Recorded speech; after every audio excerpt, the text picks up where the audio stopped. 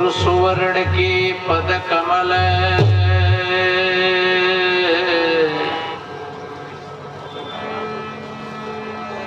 बंदा बारंबार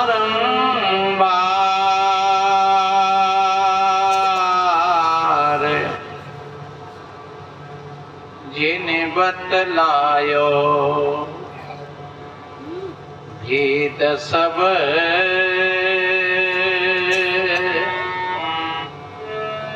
पर खायो पद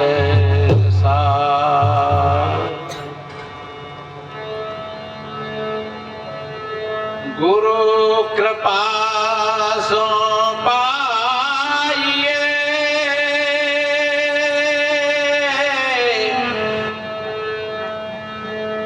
बुद्धि विमल विवेक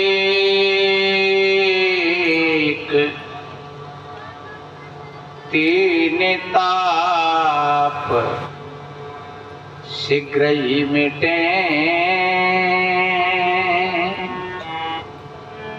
श्री गुरु चरणनी कीटे तीन ताप शीघ्र ही मिटे श्री गुरु चरणनी कीटे।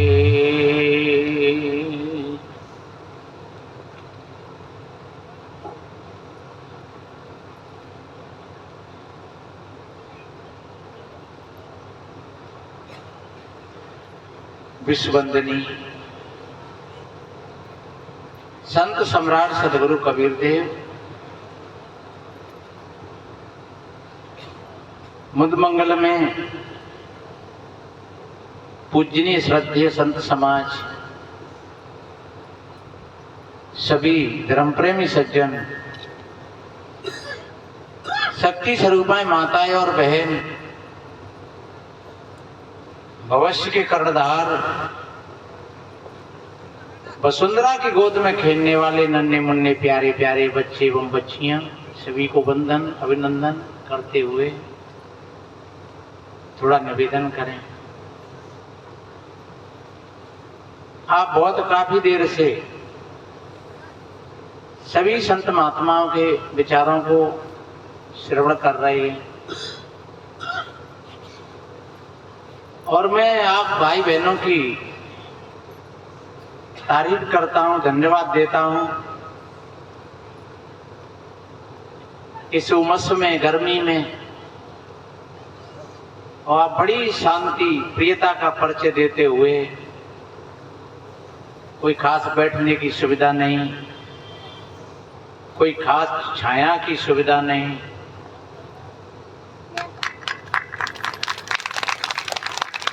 और फिर भी कोई भाई बहन कहीं धूप में है तो कहीं गर्मी में है, कहीं हवा लग रही है थोड़ी, कहीं नहीं लग रही है, और फिर भी बड़ी शांत प्रियता के साथ आप बैठे हुए हैं। ये जीवन की तपस्या कहलाती है। तपस्या वो नहीं होती है कि जो कोई चारों तरफ धूनी जला करके और वो तपस्या करे, या कोई खड़ेश्वरी होकर के तपस्या करे, या कोई मौनी बन करके तपस्या करे, या कोई भूखा मर करके तपस्या करे, या कोई जल में खड़ा होकर के तपस्या करे। सच्चे अर्थों में वो तपस्या नहीं होती है, वो ये घट क्रियाएं होती है। जीवन की अगर सच्ची तपस्या है और साधना है तो हर परिस्थिति को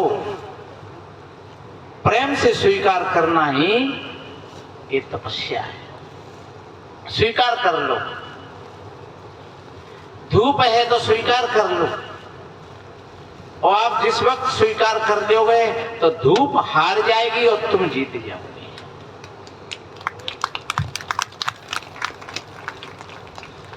और धूप से अगर पराजित हो गए, परेशान हो गए, तो समझ लो तुम हार गए और धूप जीत गई।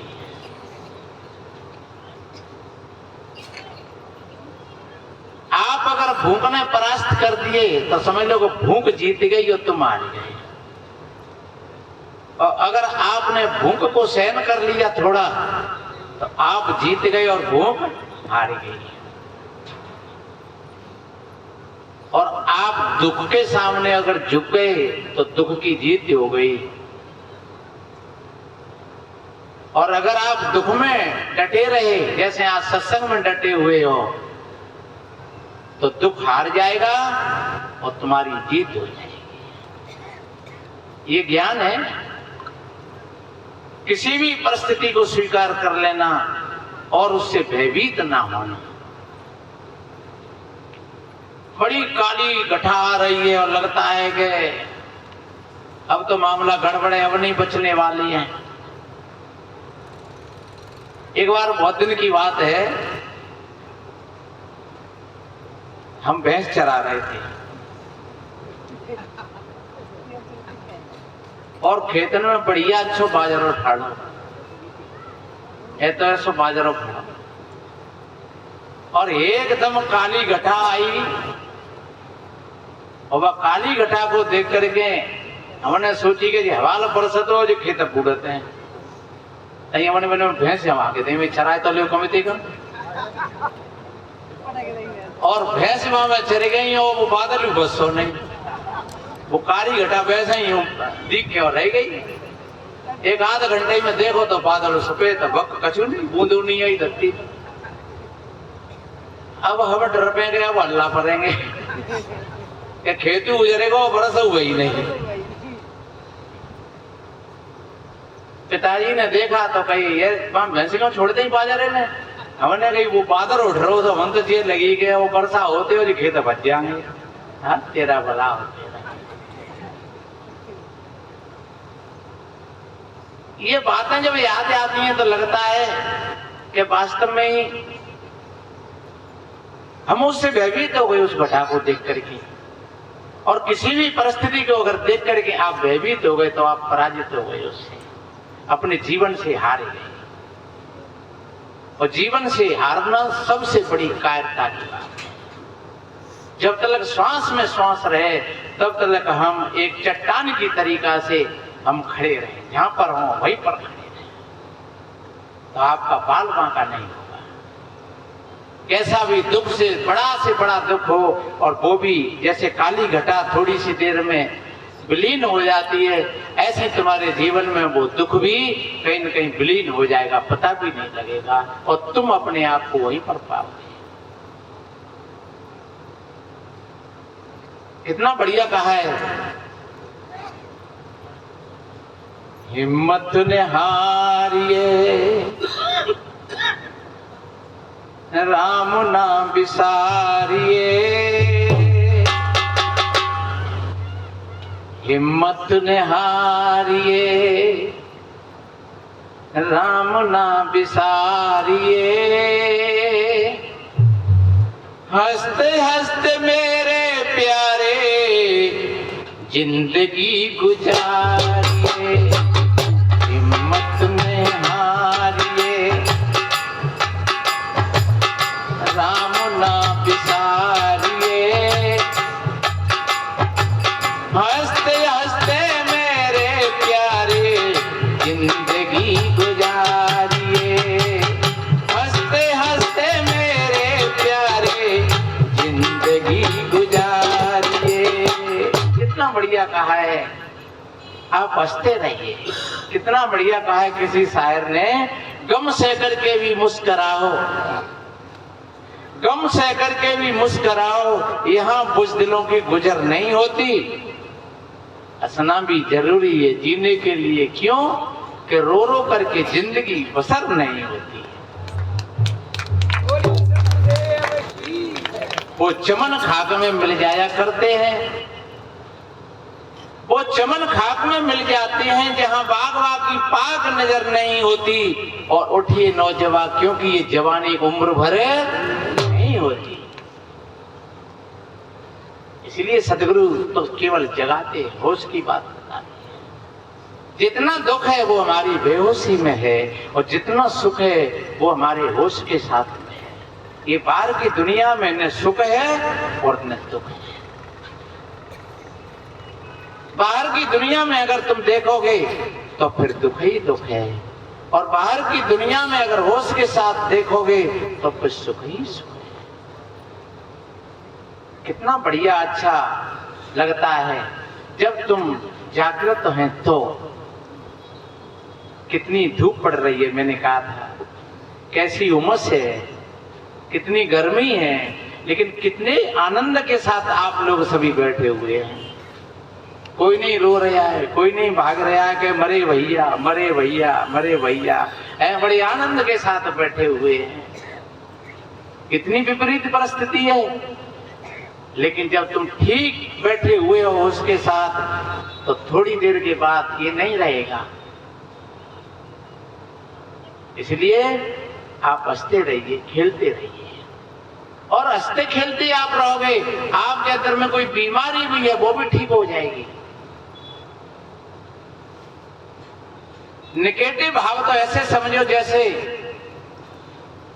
कोहरा होता है ना, कोहरा। सर्दियों में जब चारों तरफ से कोहरा होता है तो कुछ नहीं दिखता है। और पॉजिटिव भाव ऐसा होता है कि एकदम सूर्य निकल पड़ा और एकदम पूरा का पूरा साफ नजर आता है। तो ये दोनों भाव की बात है। अगर आप अपने आप में जीते जागृत हो तो दुख नाम की कोई चीज नहीं रहेगी। अगर आप सोए हुए हो तो आपको दुख से कभी कोई मुक्त नहीं कर सकेगा। आप इंद्रपुरी के राजा बन जाओ तब भी सुख नहीं मिलेगा, क्योंकि सुख कोठी में नहीं है, सुख कार में नहीं है। कितनी बार आपने सुना होगा संतों से कि नींद बिस्तरों में नहीं होती है, नींद अच्छे स्वास्थ्य में होती है। स्वाद भोजन में नहीं होता है, स्वाद भूख में होता है। जब तुम्हें बढ़िया भूख लगी रही हो और फिर तुम्हें मिल जाए रूखी सूखी रोटी, फिर देखो तुम चबा चबा के खाओ तो कैसे आनंद है। मरे गए 36 प्रकार के भोजन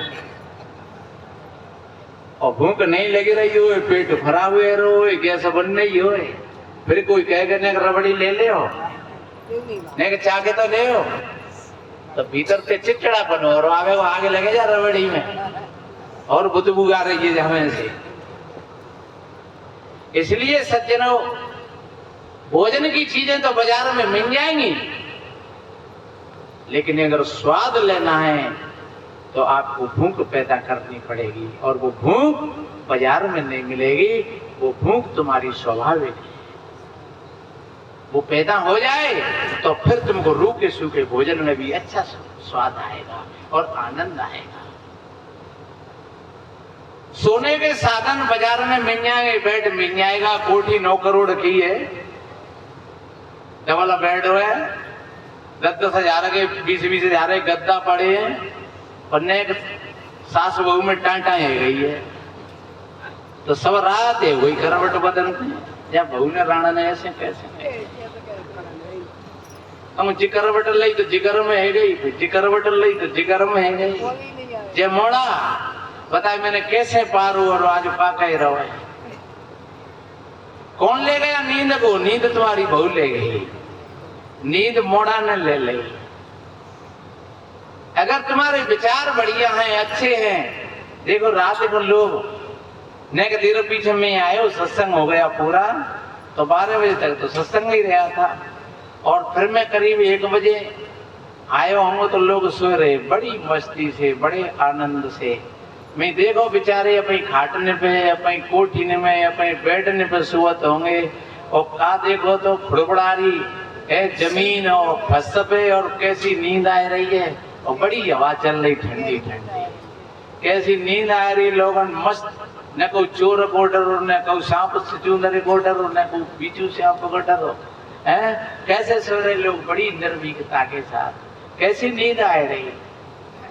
शायद हम लोग देखते हैं तो लगता है कि जब हम कहीं भक्तों के जहाँ जाते हैं, लोग कितनी सेवा कर देते हैं कि पंखा ले, कूलर ले, बेड ले, और जे तकिया ले, बिछैया ले, और जहाँ लोग आते हैं तो हम कुछ भी नहीं कर पाते हैं। लेकिन फिर भी गुरु कृपा ऐसी कि कैसा कूलर चल लो, रात सकरात हवा चलिए ठंडी ठंडी बढ़िया, और कैसी बढ़िया नींद आई है अच्छी अच्छी। तो मेरे भाई बहनों, नींद अगर चाहते हो बढ़िया तो अपने विचारों को बढ़िया बना करके रखिए। अगर स्वास्थ्य बढ़िया चाहते हो तो अपने अंदर में भूख पैदा करिए, तो आपको अच्छा स्वास्थ्य लगेगा। और ये एक बात बताएं बढ़िया, आप समझना बड़ी अच्छी तरीका से, अगर सास बहू में कोई बात हो जाए, भाई भाई में कोई बात हो जाए, बाप बेटा में कोई बात हो जाए, तो आप 10-20 मिनट बैठ करके एकांत में और लड़ाई की बातों ने छोड़ करके और थोड़ी आगे पीछे की बातों पे ध्यान देना कि मेरे बेटा ने आज तो ये बात कही है, तो ये कल कैसी स्थिति थी। बोलिए श्री सदगुरुदेव की जय। बोलिए श्री सदगुरुदेव की। थोड़े 5 सुधी कर ले कोई बात ना। बोलिए श्री सदगुरुदेव की। मौके को लाओ तो ले। हाँ अब विराजमान है, अपनी अपनी जगह से बैठ करके निकल। देखो कैसी कृपा को ये पानी तो दे रहे होंगे, तो पहली कृपा भी चाहिए। बैठ जाओ, सब बैठ जाओ।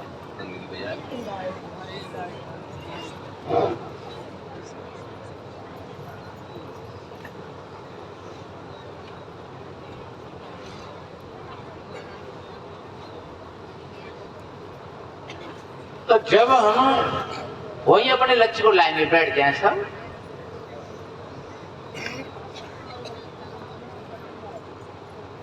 संतों का सम्मान करना जरूरी होता है, पर भावुकता तो नहीं। जैसे भोले बाबा की बाम दे भजी जनता, ऐसे नहीं। ये देखना है हमारे सामने को बड़ो बूढ़ो तो नाम कित तो ना रहे, धोखत तो ना लगे रहे। क्यों? जहाँ विवेक से श्रद्धा होती है उसमें घटना नहीं, ये खतरा नहीं, उसमें जागरूकता रहती है। आपकी श्रद्धा बढ़िया है, ये फूल माला या फूल लाने की कोई जरूरत नहीं है। आप श्रद्धा है आपकी।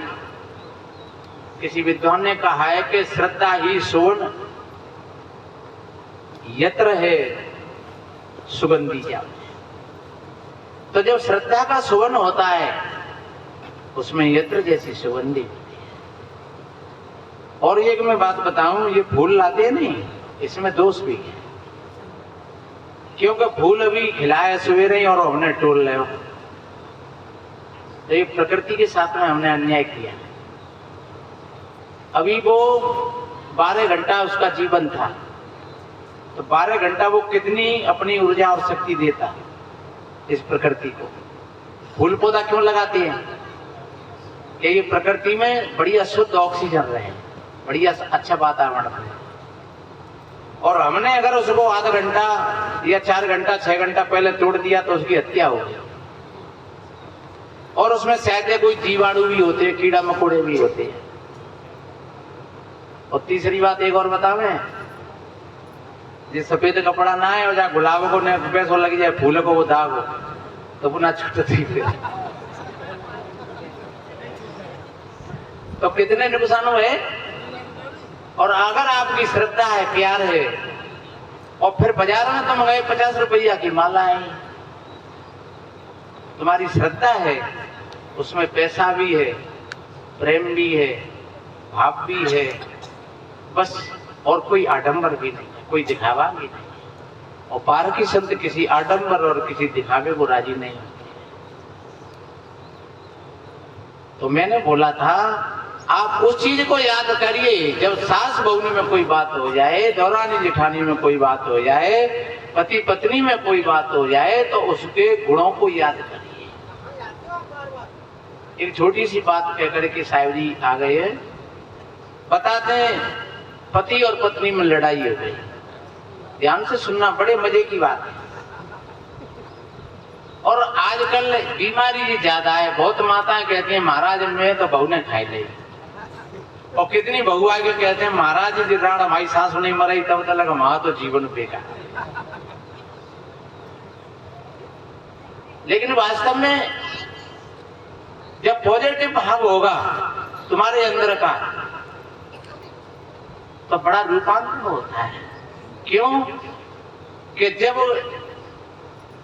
एक दूसरी तरफ से कोई पानी को झरना आ रहा है और वहां में कहीं वो किसी गंदगी से जुड़ करके आ रहा है, तो वो झरना का पानी गंदा हो गया और फिर तुम्हारे भीतर वो गंदगी आई गई, तो तुमने वो भाई भीतर में वो गंदगी कर ली, तो अब तुम्हारे अंदर को जो झरना, तुम्हारे अंदर के जो विचार थे तो बेव गंदे है गए, तो वो गंदो बितते और गंदो हिरते, तो एक गंदगी की एक धारा बन गई। तो कम से कम हम जानते हैं कितना बाबा तुलसीदास जी ने एक बढ़िया चौपाई कही है कि छूटे मलही की मलही के धोए, घृत पावे कोई बार बिलोए, प्रेम भगत जल बिनु रघुराई, अभियंतर मल कबहु न जाई। कितना बढ़िया कहा है। अगर आपके कीचड़ से हाथ बिगड़ रहे हो और तुम जाके नाले में धोबे ने तो हाथ शुद्ध धो रहे हो। मैल से मैल नहीं छूटता है, आग से आग नहीं बुझती है। अगर आग को बुझाना है तो पानी की आवश्यकता है। अगर कीचड़ को धोना है तो अच्छे पानी की और साबुन की आवश्यकता है। दूसरा व्यक्ति हमसे द्वेष कर रहा है, उसके लिए प्रेम की आवश्यकता है। और फिर भी अगर वो अपनी नियत से बात नहीं आता है तो आप उपेक्षाकृत हो जाएंगे। ना दोस्ती और न राग और न द्वेष। तो अगर आप उपरामता में चले जाओगे तो फिर उसकी गलत ऊर्जा का तुम्हारे चित्त पर कोई प्रभाव नहीं पड़ेगा, क्योंकि आपकी थोड़ी सी दूरी हो गई, नहीं पर्दा हो गया।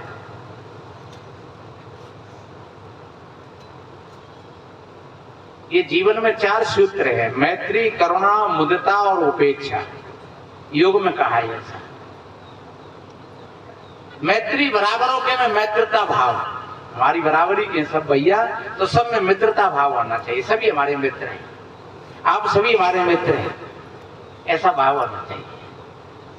और मित्र के लिए तो अगर दुख है तो अपने अंदर में दुख पैदा करना चाहिए और उसके दुख को मिटाने का प्रयास करना चाहिए।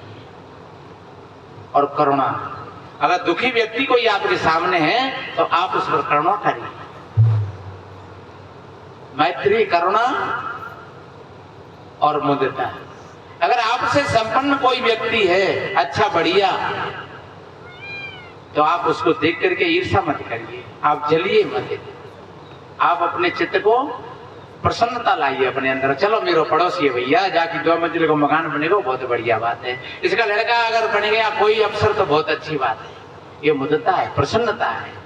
तो ये किसी भाई का अच्छा काम हुआ है, आपके अंदर में मुदिता है, आपके अंदर में प्रसन्नता आ गई, तो समझ लो आपके हृदय में पवित्रता आ जाएगी। मैत्री, करुणा, मुदिता और उपेक्षा। अगर कोई बार बार ईर्ष्या करता जाता है और आपसे हर जगह पर आपको दूसरे भाव से देखता है तो आपसे उससे उपेक्षाकृत हो जाएंगे। ना दोस्ती और ना प्रेम। ये 4 सूत्र हैं जीवन। तो मैंने बोला पति और पत्नी में झगड़ा हो गया और झगड़ा इतना हुआ कि तलाक हो गई। 3-4 साल शादी हुई, 3 साल हो गई शादी है, और ये कहानी नहीं है, ये वास्तविकता बात है। तलाक हो गई और उसके घर में भी और कोई नहीं था, उसकी माँ थी और स्वयं था। और बात बात पर खटपट हो जाती तो पत्नी नाराज होकर के चली गई, दोनों तरफ से केसबाजी हो गई और बात बढ़ गई आगे। तो 1-1.5 साल मुकदमा चला और उसने कितना सामान लिखाया, गहने, आभूषण, पान तो अपनी तरफ से लिखाया रिपोर्ट में, और उसने अपनी तरफ से लिखाया रिपोर्ट कि मैंने ये दिया, मैंने ये। वो तो अपनी अपनी कहते ही हैं। 3 साल केस चला। 3 साल केस चलने के बाद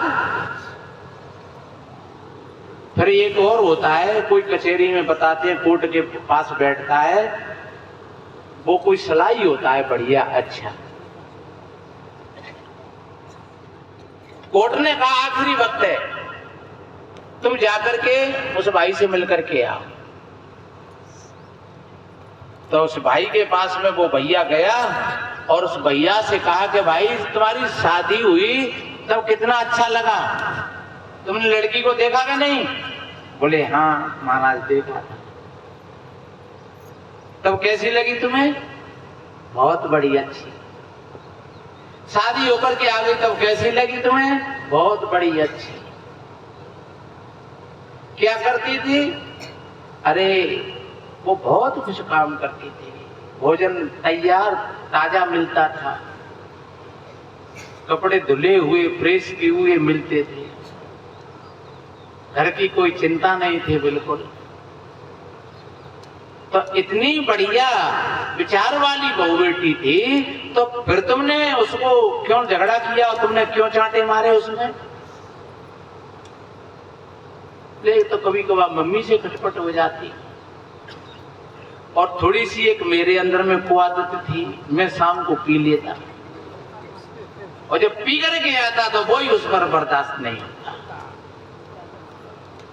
वैसे वो इतनी सुंदर विचार वाली थी और बार बार मेरे से कहती थी कि आप अगर अपने घर को अच्छा बनाना है, बढ़िया बनाना है, तो आप इस दारू का त्याग कर दीजिए।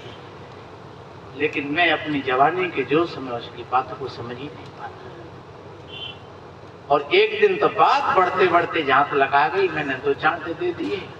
उसी दिन वो ज्यादा नाराज हो गई और फिर घर पर चली गई। फिर उसने केस कर दिया, तो मैं भी पीछे नहीं था, मैंने केस कर दिया। अब क्या करती हो? अब क्या है, अब तो जो होना था वो हो गया, मेरी माँ खत्म हो गई।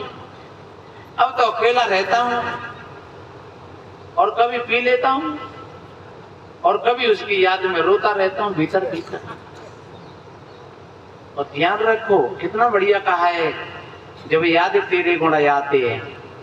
जब वास्तव में किसी व्यक्ति के जब सद्गुण याद आते हैं तो आंखें झमझमा जाती हैं। और ऐसा कोई व्यक्ति नहीं है, सबका हृदय सद्गुणों से भरा हुआ है। आदमी का ही नहीं, पशु और पक्षियों का भी।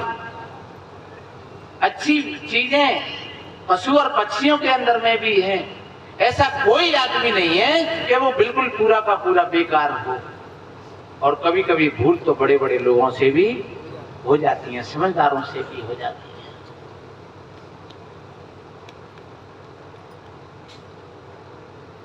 अब तुम क्या चाहती हो? बोले अब क्या चाहूं, मुझे तो चारों तरफ अंधेरा ही अंधेरा नजर आ रहा है। अब मेरे पास में कोई उपचार नहीं है, और वो भी शायद अब मेरी बातों को क्यों मानेगी, जब इतनी बात बढ़ गई। मेरा सब घर पूरा का पूरा बर्बाद हो गया, और मैंने भी अब कह दिया है उससे कि अब तेरी मर्जी है। ठीक है, अच्छी बात है, चले जाओ, जाओ बैठो सीरत में। और फिर उस लड़की को बुलाया, कहो बेटा, पहले क्या इस आदमी को देखा नहीं तुमने? बोले हाँ मैंने खूब देखा, अच्छा देखा, और बहुत बड़े अच्छे लगे।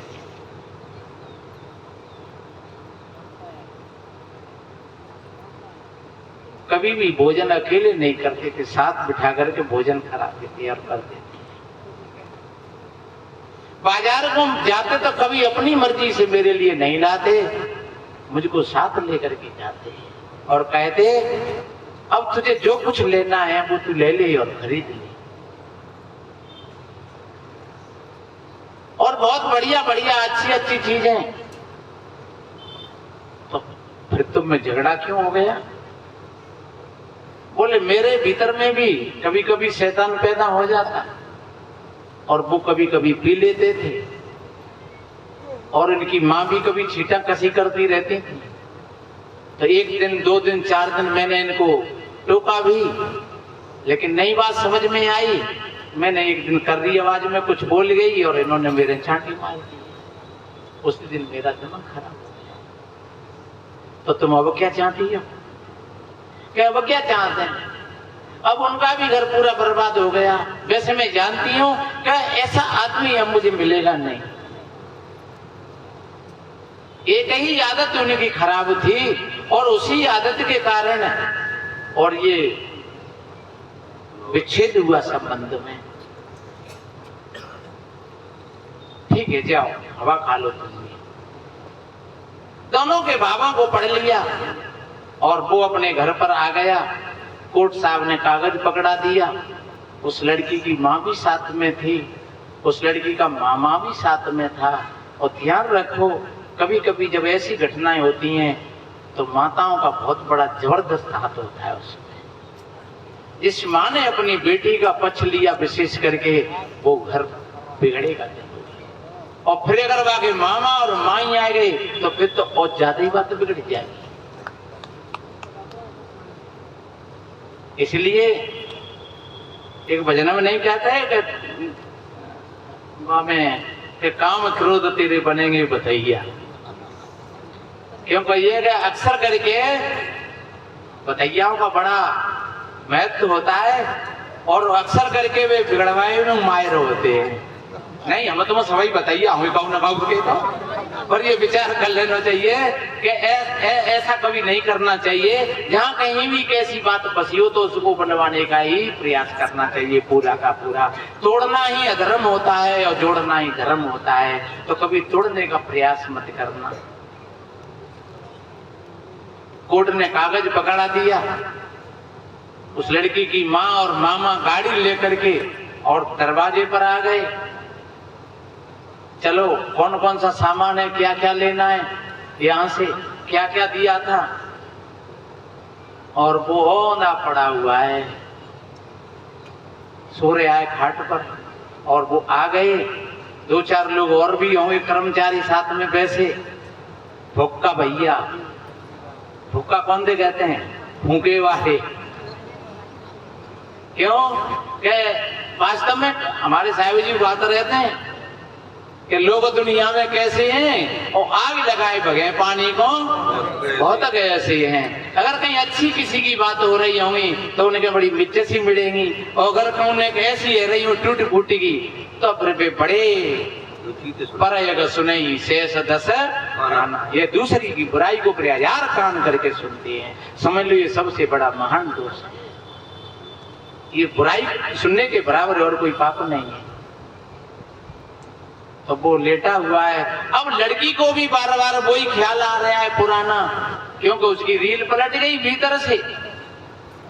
जो पुरानी फाइल थी वो ऊपर आई गई कि बाजार को जाते, कैसे कैसे कपड़ा खरीद करके लाते, शाम को कैसा भोजन बनाते, दोनों मिलकर के बैठ करके एक जगह पर कैसा पाते। कभी कभी वो हमको खिला देते, कभी कभी हम उनको खिलाते थे अपने हाथों से।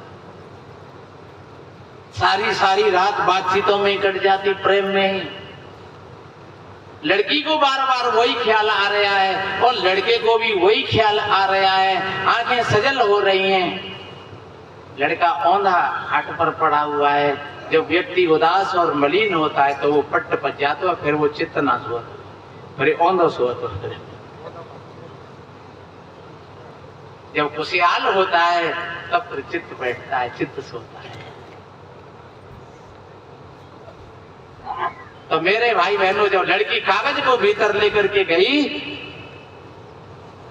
और जाकर के कहा, ये तुमने चीज लिखाई थी, ये चीज संभाल लो अपनी। उस लड़का ने कहा, मैं क्या करूंगा, कौन पहरेगा इनको, तुम ले जाओ। शायद कहीं ऐसी जगह पर चली गई, वहां तुमको कोई ये चीज पैदा नहीं कर सका तो तुम्हारे जीवन में निराशा आ जाएगी। इसलिए जो कुछ है, जो कुछ मैंने दिया था उसको तुम अपने पास रखिए, मुझे कुछ नहीं चाहिए। अब मुझे क्या दे रहे हो तुम? क्या जो कुछ है यहाँ पर वो तेरा है, उठवा ले जा सबको, मैं क्या करूंगा इससे।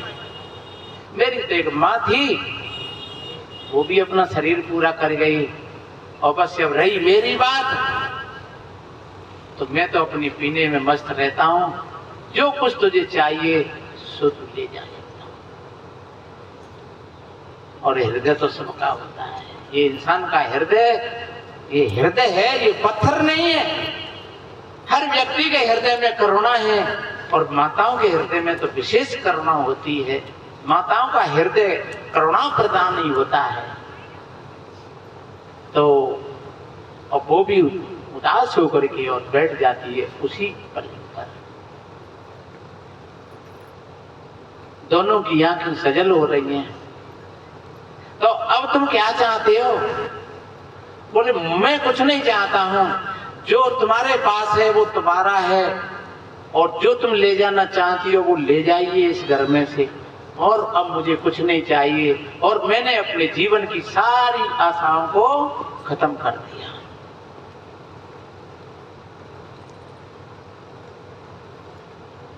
उस लड़की ने हाथ रखा, उसके कंधा पर इशारा किया, खड़ा बैठ गया।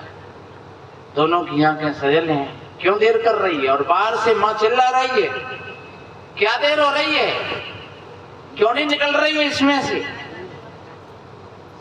जल्दी निकल, ये सामान को भर गाड़ी खड़ी है। लड़की बाहर निकल करके आई, जो कोर्ट के कागज थे वो फाड़ करके फेंक दिए। माताजी आप जाइए अपनी गाड़ी को लेकर के, अब मेरा तो मरना और जीना इसी घर में।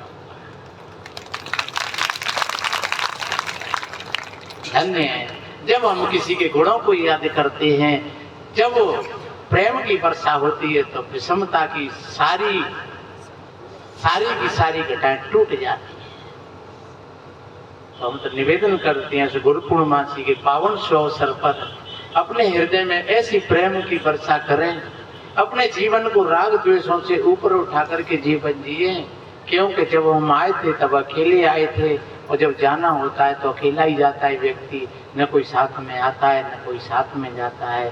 कितना बढ़िया कहा है, अरे मन ये 2 दिन का मेला रहेगा और कायम न जग का झमेला रहेगा।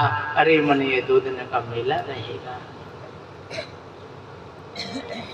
हमारे साहिब जी गाते रहते हैं, जहां रे रहे हो निकलना पड़ेगा,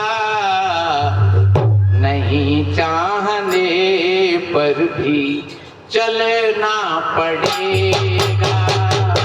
जहां रे रहे हो निकलना पड़ेगा, नहीं चाहने पर भी चलना पड़ेगा।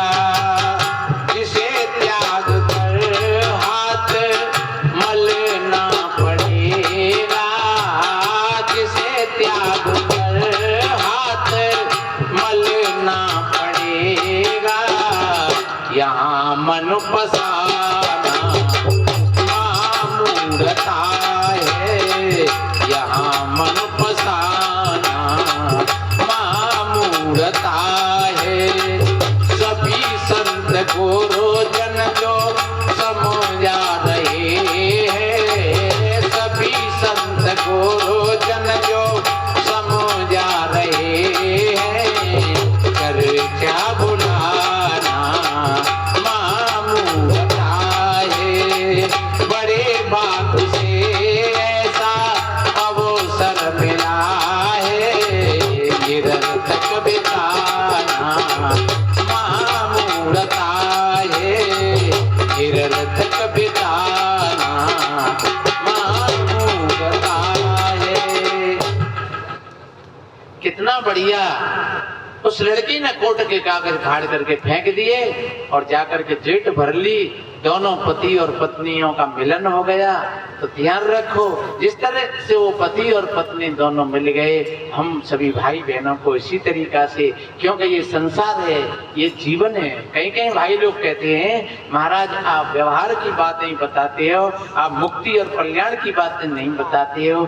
मैं कहता हूँ जिस प्लेटफार्म पर आप खड़े हुए हो उसी से हमारी यात्रा शुरू होगी। हम तुमसे बहुत त्याग और वैराग की बात करें, आप जंगल और पहाड़ों की बात करें तो वे बातें निरर्थक होंगी। आप जिस प्लेटफार्म पर खड़े हुए हो वहीं पर हमको साधना करनी है। तो मैंने निवेदन किया, आपका जीवन है बड़ा त्याग और तपस्या से भरा हुआ होना चाहिए। जैसे आज ऐसी तपती हुई धूप में और ऐसी भरी उमस में आप सभी भाई बहन और कितना बढ़िया आनंद के साथ ये संतों की वाणियों को सुन रहे हैं। सच्ची तपस्या है ये भूखा मरना तपस्या नहीं होती है, खड़ेश्वरी मौनी होना तपस्या नहीं होती है। अगर तपस्या है तो बस सच्चे अर्थों में यही तपस्या है। थोड़ी भूख को भी झेला, प्यास को भी झेला, थोड़े किसी ने दो शब्द ज्यादा उल्टे सीधे कह दिए तो उनको भी झेला। हाँ, सबसे बड़ी शक्ति कहलाती है वो। किसी ने आपसे दो शब्द कह दिए, किसी ने गाली दे दी और आप सहन कर गए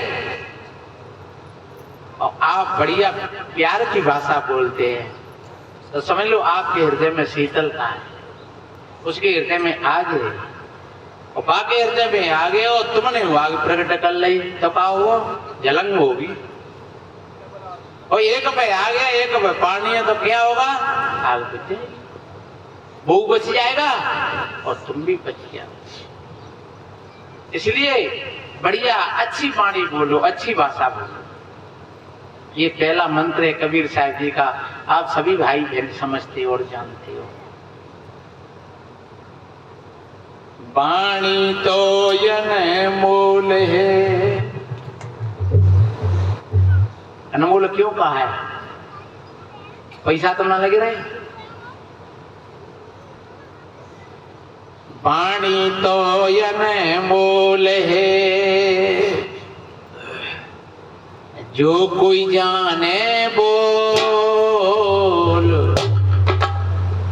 वाणी तो यन मोल है, जो कोई जाने बोल।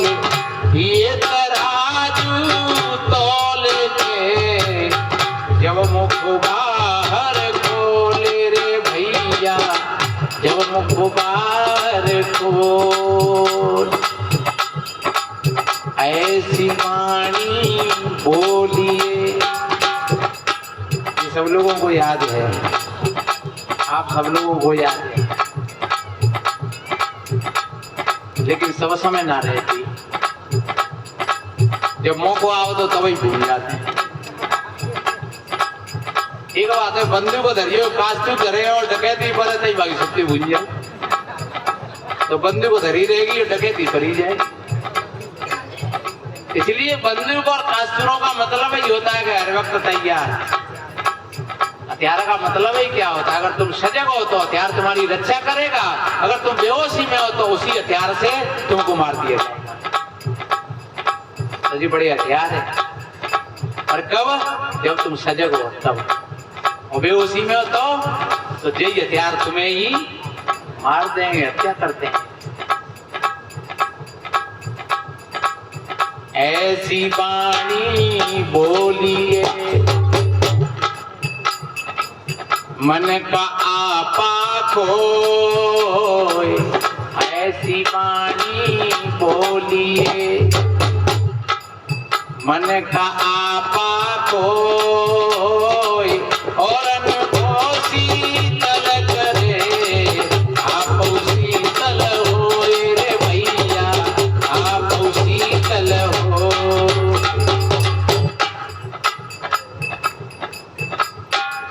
मीठी बोली खाड़सी,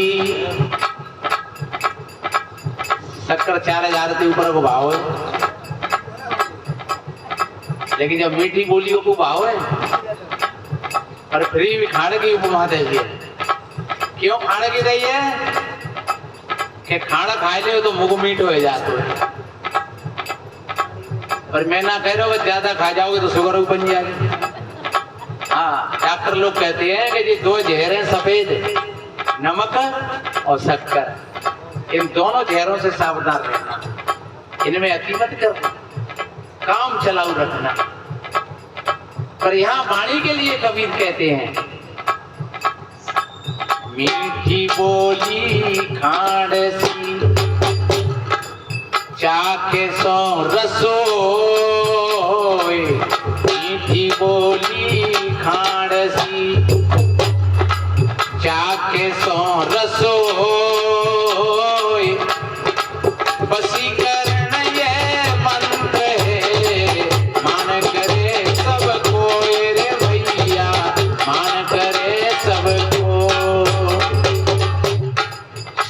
रतन सबसे बड़ा, सब रतन की खान, शील रतन सबसे बड़ा। शील कहते हैं, पहला शील है कभी किसी प्राणी को मन सताना, दूसरा शील है कभी झूठ मत बोलना, तीसरा शील है कभी चोरी मत करना, और चौथा शील है कभी व्यभिचार मत करना, और पांचवा शील है किसी प्रकार का नशा मत करना। बीड़ी, सिगरेट, तम्बाकू, गुटखा, कॉन्डम और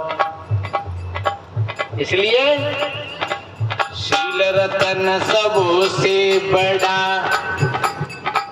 सब रतन की खान, शील रतन सबसे बड़ा, सब रतन की खान, तीन लोक की संपदा, है शील में आने रे भैया, है शील में आन। ये साधना है। कितनी बहन कहते हैं, भाई कहते हैं, महाराज आपने हमको मंत्र तो दिया ही नहीं है। अरे मंत्र नहीं होता है, कहते ना कि कान में कहते कुर्र तुम चेला हम गुर्र है, रुपया पैसा धज्जा जी चाहे था मज्जा, ऐसी बात नहीं है। ये एक एक शब्द मंत्र है। मंत्र का अर्थ ही होती है सलाह। ये हम सलाह दे रहे हैं और गुरु सलाह ही होता है और ज्यादा बात नहीं है। जैसे एक कोर्ट में जब मुकदमा चल रहा है तो एक वकील होता है और बिना वकील के कोई मुकदमा को नहीं जीत सकता है। इसलिए सदगुरु क्या एक वकील है। भजन में गाते नहीं है, सदगुरु को बना लो वकील, मुकदमा भारी है। तो ये संत क्या है, ये वकील है। और वकील क्या करता है, पैसा थोड़ी देते पैसे बते वो तो और मेहनतिया में ले तो है। आप सोच रहे होंगे महात्मा कह रहे हैं कि हमें मिंजा मेहनतियान है। ये आपकी श्रद्धा प्रेम, ये मेहनताना है। तो वकील केवल मेहनताना लेता है और सिर्फ वो सलाह बताता है। ऐसे ये संत महात्मा आपको सलाह बता रहे हैं जीने की।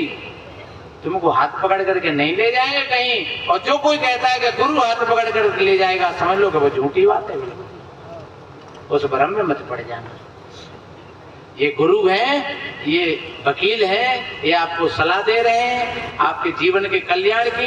आप इनकी सलाह के आधार से अपना जीवन जियोगे, आपका जीवन अच्छा बनेगा, सुंदर बनेगा। धीरे धीरे आपको मुक्ति मिलेगी, आपको शांति मिलेगी, आपको मोक्ष मिलेगी। मोक्ष का मतलब ही क्या होता है, यानी मोह का क्षय हो जाना। हम 50 बंधनों में बंधे हुए हैं और एक एक बंधन को हम तोड़ते चले जाए। आज हमने बीड़ी छोड़ी, कल सिगरेट छोड़ी, परसों गांजा छोड़ो, शराब छोड़ी, फिर गाली छोड़ी, निंदा छोड़ी, झूठ छोड़ी। धीरे धीरे सारी चीजों से हटते गए और एक वक्त वो आएगा अब कोई बंधन नहीं है तुम्हारे लिए, तो तुम मुक्त ही हो। तू तो जीवन मुक्त है, तेरी मुक्ति की आज। तो पूज्य साहिब जी विराजमान है। ज्यादा ना कहते हुए आप सभी भाई बहनों ने बड़ी त्याग और तपस्या का परिचय दिया, बड़ी धैर्यता के साथ इन संत महात्माओं की वाणियों को श्रवण किया। और आज कोई भी भाई बहन यहाँ वो रात भर विश्राम करेंगे, भोजन प्रसादी, और फिर सत्संग चलेगा रात में, खूब चलेगा रात में। और फिर आज जैसे नींद आई बढ़िया, वैसे ही आज फिर नींद लेंगे। और सवेरे सभी 10, 11, 12 बजे संत महात्माओं की पूजा दर्शन करके प्रसादी लेकर के जब भी यहाँ से आप प्रस्थान करेंगे। और अभी कोई अप्लाई नहीं, पूजा के लिए नहीं आए, अभी हमारे पूज्य साहिब जी विराजमान है, थोड़ी देर और बैठे, आशीर्वाद के शब्द सुन करके और फिर सब पूजा करिए। और फिर भोजन प्रसादी उधर तैयार होगा, आप भोजन प्रसादी पा करके टेल घूम करके और फिर यहीं बैठ जाइए और फिर संत महात्मा तुम्हें सुनाएंगे बढ़िया है। संतों का यही भाव होता है, सर्वे भवन्तु सुखिनः, सर्वे सन्तु निरामया, सर्वे भद्राणि पश्यन्तु मा कश्चित् दुःख भाग् भवेत्। सभी के जीवन में आनंद हो, सभी का मंगल हो। इन्हीं शुभ मंगल कामनाओं के साथ बोलो सदगुरु कबीर साहिब की जय। साहिब। बहुत अच्छी, बहुत बढ़िया ऐसा प्रसंग उठा।